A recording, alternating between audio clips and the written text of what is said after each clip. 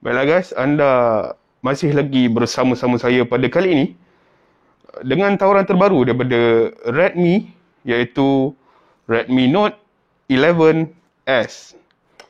Apa yang istimewanya mengenai peranti ini? Saya tak dapat nafikan ada beberapa keistimewaan yang boleh kita ungkapkan bersama-sama nanti. Tetapi sukalah untuk saya kongsikan kepada anda bahawa peranti ini menggunakan chipset MediaTek G96. Bukan 69 ya, 96. Chipset ini mempunyai reputasi yang agak baik. Namun, jika kita teliti semula, Redmi sebenarnya mempunyai peluang untuk memberikan penawaran yang lebih baik untuk perantinya pada kali ini dengan mengimplementasi chipset daripada siri Dimensity. Sebagai contoh, sekiranya mereka menggunakan chipset Dimensity 700 sekalipun, pada sekurang-kurangnya ia masih lagi menyokong rangkaian 5G. Tapi kenapa? Kenapa Redmi masih tegar ingin menggunakan chipset ini? Ada sebabnya. Ada sebab kenapa Redmi meletakkan chipset tersebut di dalam Redmi Note 11S. Anda nak tahu kenapa? Kalau nak tahu kenapa, marilah bersama-sama dengan saya ke bahagian close up. Let's do this guys. Kita tiba di bahagian close up. Kalau dilihat pada spesifikasinya, Redmi Note 11S ini menggunakan paparan AMOLED dengan kadar penyegaran semula 90Hz. Kemudian kadar kecerahannya pula adalah sebanyak 700 nits dengan 1000 nits pada peak. Ia menggunakan Corning Gorilla Glass 3. Jadi kadar ketahanannya bolehlah dikatakan agak kuat ya. Kemudian seterusnya, kita lihat pada bahagian bateri.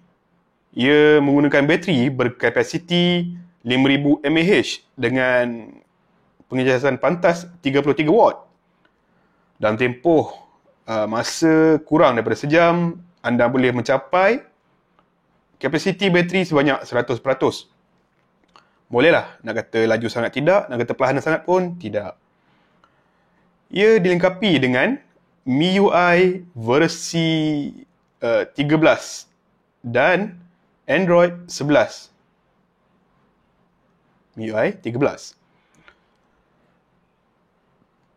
Apa yang saya boleh katakan tentang MIUI 13 ini daripada versi 12.5?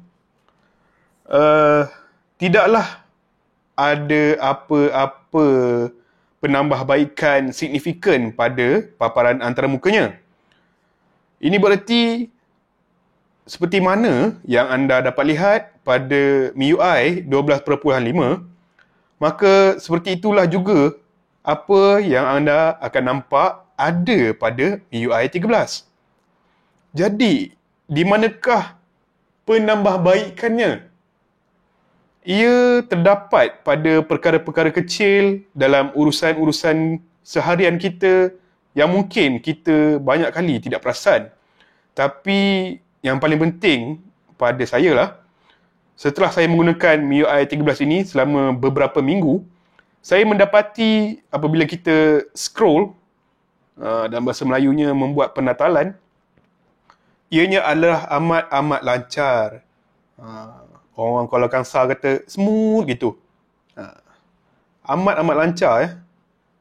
Inilah dia satu perkara yang telah lama saya nantikan kerana contohnya saya menggunakan Poco F3 dan kemudian saya membuat scroll setiap hari di bahagian Google Discover untuk membaca berita-berita. Ianya adalah amat lagging sekali. Ini merupakan satu kemaskini yang begitu baik. Walaupun kita tak nampak daripada segi paparan antarmukanya, namun dalam penggunaan seharian, kita akan dapat merasainya. Itulah yang paling penting sekali. Kemudian, selain daripada itu, jika anda merupakan peminat multimedia ataupun hiburan untuk hiburan rumah, contohnya, ia dilengkapi dengan Widevine Security Level L1 yang bermaksud anda boleh memainkan video-video di Netflix dengan resolusi HD penuh. Ia tidak mempunyai pensijilan untuk HDR ya. Berarti katanya mana-mana video HDR yang terdapat di Netflix tidak dapatlah anda nikmati. Kemudian ia mempunyai pembesar suara dual stereo. Walaupun tiada Dolby, kalau tak silap saya lah, tak ada Dolby. Tetapi jika anda mendengar lagu-lagu, boleh dikatakan bunyinya agak bagus. Kalau nak dengar, kita mainkan satu lagu.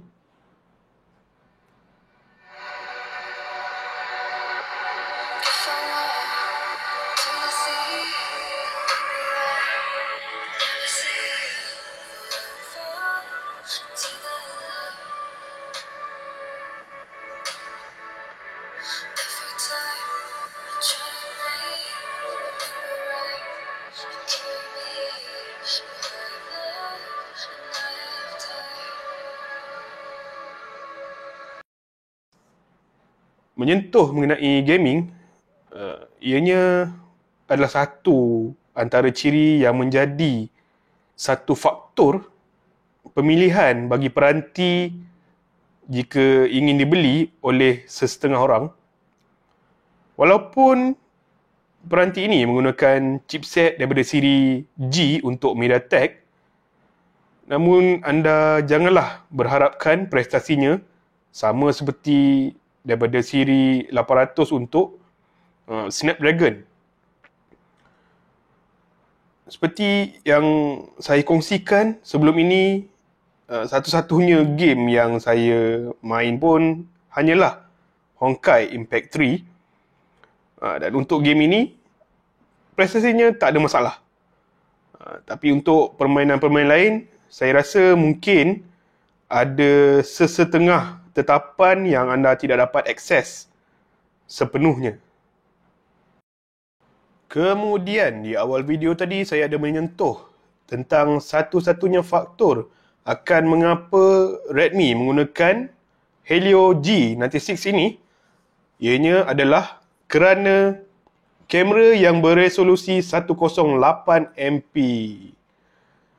Jika mereka ingin mengimplementasi chipset daripada siri Dimensity, mereka perlu menggunakan sekurang-kurangnya Dimensity 1200. Barulah ia menyokong kamera yang beresolusi sehingga atas daripada 100 megapiksel. Dan ini pastinya akan meningkatkan lagi kos untuk menghasilkan Redmi Note 11S ini. Inilah dia sebabnya kenapa Helio G96 digunakan. Kalau anda nak tahu bagaimana kualiti kamera-kamera yang terdapat pada Redmi Note 11S ini, marilah kita ke bahagian seterusnya, iaitu bahagian Let's Roll the Camera.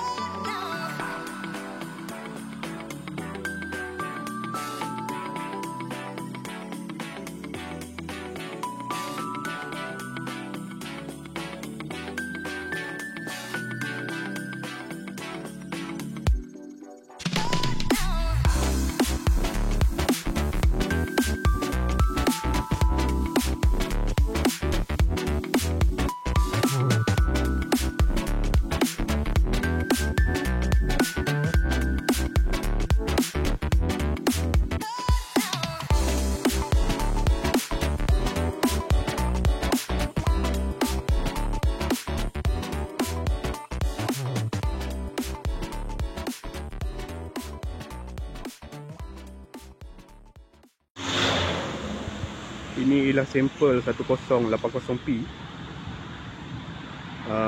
Resolusi maksimum yang boleh dirakam oleh telefon ini.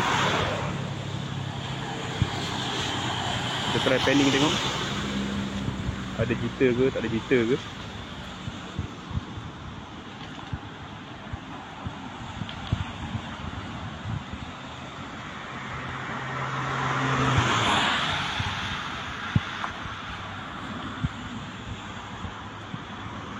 Kalau berdasarkan kepada viewfinder, memang boleh nampak lah. Saya tak berjalan pun, hanya sekadar panning pun dah nampak micro jitters. Dan ini ialah satu isu biasa untuk peranti-peranti entry level atau pertengahan.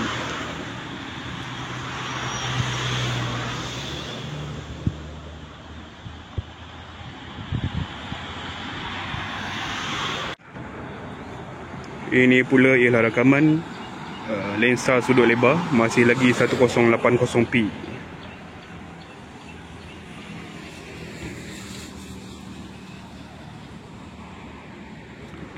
Kita tengok panning ni macam mana. Ada jitter ke, tak ada jitter ke.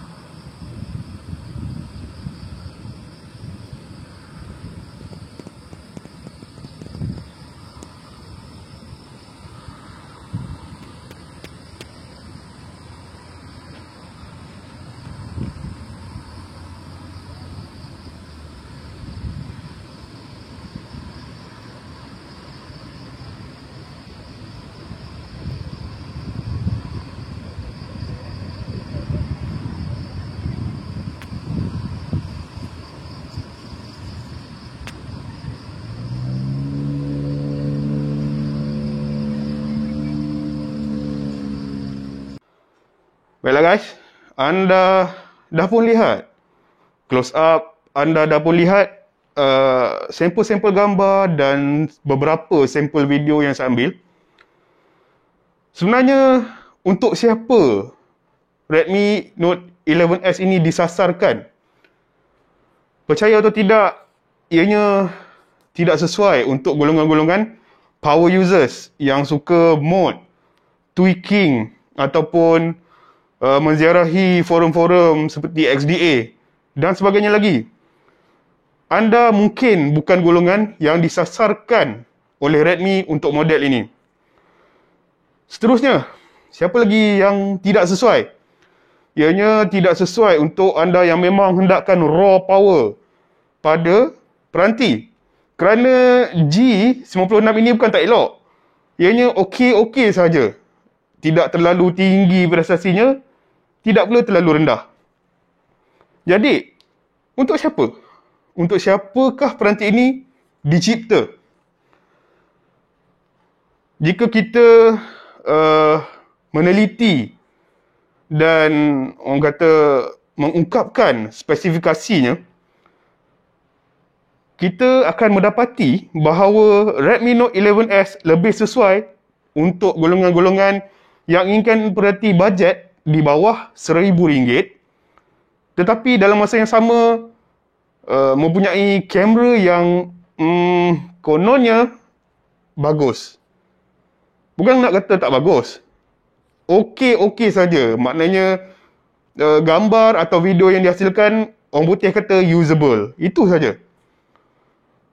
Kalau anda inginkan peranti yang lebih baik, mungkin dengan sedikit penambahan tabung simpanan anda lebih baik mendapatkan Poco F3 contoh, atau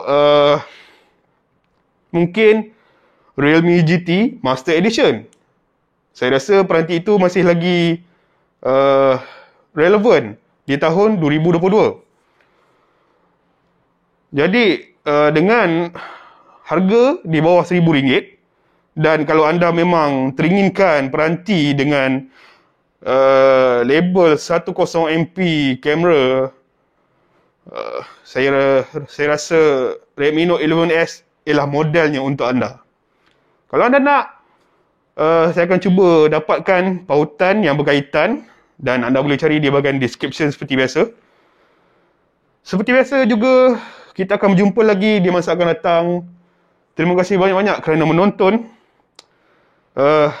Let's roll the credits.